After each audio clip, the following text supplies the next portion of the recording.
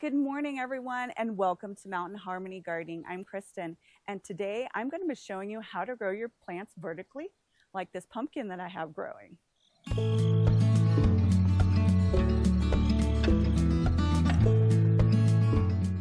Today, I'm going to be showing you how to train your plants vertical. We're going to be going over our pumpkins that are here in this bed, our tomatoes, our cucumbers and other melons, and our zucchini as well. And also I'm going to show you what I do for my tomatillos. The first one that I want to start with is the pumpkin. And you can see that normally pumpkins would just run along the ground, but if you take them up and over the trellis, you save a lot of space. So that's why we have our pumpkin trellis here. And I let this one go for quite a while just so that I could show you what it looks like if you would let them just go along the ground. Now this one over here, I have already started to train up. And what I do is I weave them in and out of the wire, and then I also use these tomato clips that I got on Amazon. If I can find the exact vendor, I ordered these so many years ago, I'm hoping that I can go through my history and find them. I'll put a link in the description below. So what I need to do, oh, this one's really big, is I need to clip this onto the trellis. And then once it's up on the trellis, it'll start to orient itself, and so the leaves will start to turn and they'll face the sun. And this one I think I let go a little bit too long because I like to get them up on the trellis before this. But that's all you do is you just simply weave them in and out as they grow. And it's much easier to weave them in and out while their tips are still soft. So you can just go like this. And then if you need to, go ahead and put a clip on it. I want to give you a close-up of what it looks like once I'm done with the pumpkin. Actually, I think this might be the spaghetti squash. But anyways, same thing. So there you go. You can see that I've put the clips on, and I've also weaved it in and out. Now be really careful. You don't want to break off this tip when you're weaving them in and out. And I've also got the other plants clipped up too. So now they're on their journey to grow vertical. Now I'm going to show you how I train my cucumbers and melons. This plant right here happens to be a melon, and because they're kind of far away from where the wire starts, I put in some stakes so that I can start training them up to the stakes, and then once they get tall enough, I will actually start clipping them to the wire. So all I'm going to do for this is I'm going to go ahead and take the tomato clips. I'm going to find the main part of the plant, and I'm just going to clip it to it. That way, at least it stays up off the ground and it starts to train going vertically. And not all of these plants are ready, like I've done it with this one over here as well. But some of them are growing a little bit slower because I've had to replant these a couple times, and we've lost a couple plants too recently. I don't know if it's because we've been having so much rain or what's going on, but at least I always like triple up these plants to make sure that we do get a harvest. I have already started to train some of the tomato plants, like this one on this side. I have already pruned it up and started to train it. And the same thing with the tomato on this side. But I left this one go a little bit wild so that I can show you how to train tomatoes and also how to prune them. Because you don't want it to look like this, because it starts to put too much energy into growth. And in our zone, which is 6A, yeah, 6A, it all changed with the A and B, so it confuses me sometimes.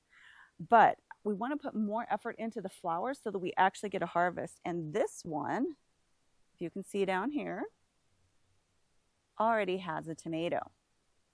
So what I'm going to show you is pruning first. Now these are cherry tomatoes, so you don't have to train them just to one branch. You can let them go a little bit more, but this is too much because it's going to start shading out my other tomatoes that I have over here, which are quite a bit smaller. So what we're going to do is we're going to go ahead and prune this back, and I'm going to train it to the trellis. And this is where I actually do use the tomato clips on tomatoes. So you want to start at the bottom, and you want to start by removing any of the leaves that are touching the soil because it can kind of spread disease. And plus, you can see a little tiny basil down here trying to get going. But this is a sucker. You can see that the main branch is going here, and this is kind of growing out of the, well, I guess the armpit of the plant. But you'll see that there's a leaf here, and this is growing out. I do not want this, and since it doesn't have any flowers on it, I can go ahead and prune it back. And this one down here is also, it's pretty large. Normally I'd be doing this a lot sooner. But you can also start tomato plants from clippings. So what I would do is I would clip it off the top right here, and then I take off some of the leaves and I go put in water, and then it'll start growing roots, and you have a whole entire another tomato plant. So they're very versatile and they're pretty hardy. So I can go ahead and remove some more of the leaves that are at the bottom here, like that. And I can feel there's another branch coming up here, but that's one of my more main branches that I want. This one has gotten really floppy, and it's kind of like coming over here. So this is way, I should have done this last week, but that's okay. Now I can see that this one back here doesn't have any tomatoes on it yet. So I'm gonna go ahead and prune it and take it out. And now you can see it's getting a lot more floppy. So now what we wanna do is we wanna go ahead and start clipping it to the hardware cloth or the wire mesh. And it's that easy. So once I'm done pruning this up, I will come back and I will show you the end result. I wanted to show you how you can tell what a sucker is and how to take it out. This one is pretty large, but now that I've trimmed it up and got it pruned back, and I've also got it trained to the tomato cage or tomato trellis, I'm going to show you what you do. So this is where they're growing. So here's the main stem right here, and here's a leaf. And they'll always come out like right above a leaf. So all you do is you just trim it off. And if you can keep up on it, like here's another sucker right up top here. When they're small like that, just pinch them out. So I'm gonna go ahead and let, I think it's like 3 of these on this plant grow. And once it gets about this high, I just let it go, and I just kind of keep training it and clipping it where it needs to. But I do keep pruning up the bottom. That way we can help prevent some of the disease. And also now the little basil down here and the marigold will start getting some sunshine. Oh, that tomato is so pretty. Look at all these tomatoes that we've got. I'm so excited. Now I want to show you the plant on this side. This one is also a cherry tomato, and I can kind of tell by its structure. And I have trained this one up, but this is also a sucker right here, and it's growing kind of in the wrong direction. I don't want them growing out into the path like this. So I'm just going to trim them off, and we're not hurting the tomato plants doing this. And then you can see this leaf here on the bottom is touching, so just pinch it off. And there we go. Now that looks so much better. Our tomatoes that are back here, I've been able to actually weave in and out a little bit, and I've also clipped them up. But I can tell that these are not cherry tomatoes by the way that they're growing. They're growing on a more singular stem, and I've just been pinching out the suckers as we go. So these are going to be my 2 beefsteak tomatoes back here. And I also have another cherry that's going. I think this is like a Roma tomato, and some more cherries back here. But these ones are now really starting to get healthy, and they're starting to take off. So it won't be long before these catch up to these ones. Now we are going to move on to the zucchini and yellow zucchini that we're growing in this garden. I have already started training up some of the other ones, and I'm going to show you how to train this one. And look, oh, there's roly-polies. I want to show you why we're doing the cups. Do you see the roly-polies on here? They are trying to eat the stems. And the cups have worked great, but since this one got knocked over, the roly-polies can get in. So we definitely need to get this trained up and then put the cup back on. So what I'm using is the stretchy green tape, gardening tape. You want to take a pretty good chunk. And I like to stretch it out a little bit beforehand. Okay. So you have to be really careful with these. Okay, I'm trying to get the roly-polies out too. So you could just kind of brush them away from the cup. because they don't burrow down into it. But see, look, there's one on there too. And look at the damage that they do. So these cups have been huge this year. I have never had roly-polies like this before. So what you want to do is you just want to take the tape and be very careful while you're doing this because you don't want to break your plant. But as soon as they're out of the cups and they're up above, go ahead and tie them.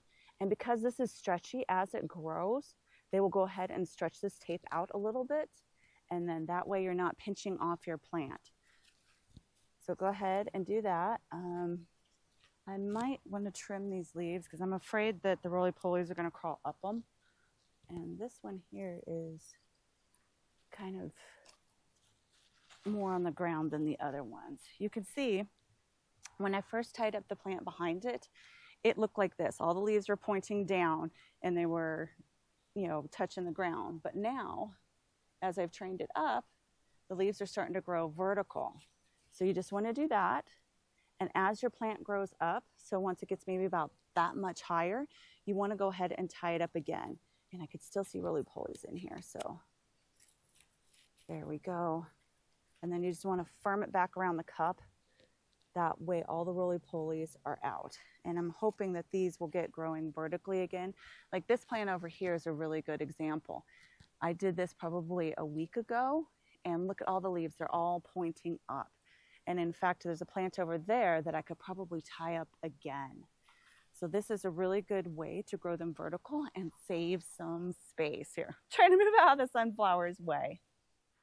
The next plant that we are going to tackle is the one tomatillo that's made it in this garden. Like I said, the roly-polies are so bad. And also, since we've been getting a lot of rain, the mosquitoes are horrible. I keep having to spray myself down with my bug spray that I make because I feel like I am being eaten alive. I keep spraying Donnie down because we feel like we're just being attacked. So make sure you don't have any standing water in your garden anywhere. And I don't, so I'm not exactly sure where they're coming from, but they're just bad this year. All right, enough about mosquitoes. So I have the larger size of the tomato cages, and you want to kind of bend them out a little bit. Like this one's broken right here. But I know a welder who can fix that for me, right? I think I know a guy with a welder. All right. So what you want to do, and this one's getting a little bit large. You'll be very delicate when you do this because I don't want to break any of the stems. You just kind of fish them through. Just like that. And then you want to put it into the ground pretty far because as this gets taller, they get really, really heavy. So you want to push it down as far as it'll go. And then as you're doing this, just make sure that the tomatillo or tomato or pepper, whatever you're putting a cage over, stays inside of the cage. So right there is pretty good. And you can see down here that I had clipped it to its stake right here, but now it really does need a tomato cage. And I have a second tomato cage because I found a volunteer tomatillo in the garden. Look at this. That is another tomatillo plant. So I have two now, but because it's so far away from the trellis, I'm going to have to train it up the tomato cage until it gets large enough that I can go ahead and train it to the trellis. So there we go. And there, and that will support it till it gets tall enough that I can start tying it to the trellis over here. The other thing that you can do to train your plants to grow vertical is you can also use smaller, like these bamboo stakes that I have right here. This fennel has kind of gotten out of control, and I've trimmed it up again, but I go ahead and I clip all of the fennel to the stakes. The other one is I have some borage here that came up voluntarily, and it's starting to fall into the path. So I have our trellis right here, and all I need to do is clip this one, and now it's growing vertical again, and you don't have it flopping so much into the path. I might even have to do that with some of the onions, but these ones luckily are close enough All I've been doing is I've been weaving the flowers in and out of the mesh. Ooh, big bumblebee. And they've been able to stay vertical where some of the other ones haven't. And I've had to either take them out completely or I've had to stake them up. So I love having this trellis here because if it starts to fall over, I just clip it to the trellis. And onions are great to have around your plants because they do have such a strong odor that does keep away some of the bad insects. I just wish they kept away the roly-polies. I hope this video has shown you that you can grow almost anything vertical, and that way it saves some space in your garden. I've been doing this for years and I love it. I keep adding more and more trellis to my garden. So thanks for watching, everyone. Don't forget to like, subscribe, share, and comment. We have almost 140 videos on our channel, so go back and check those out. Happy gardening, everyone. Lola kitty, did you find a nice spot underneath the lilac bush? That's a happy garden cat.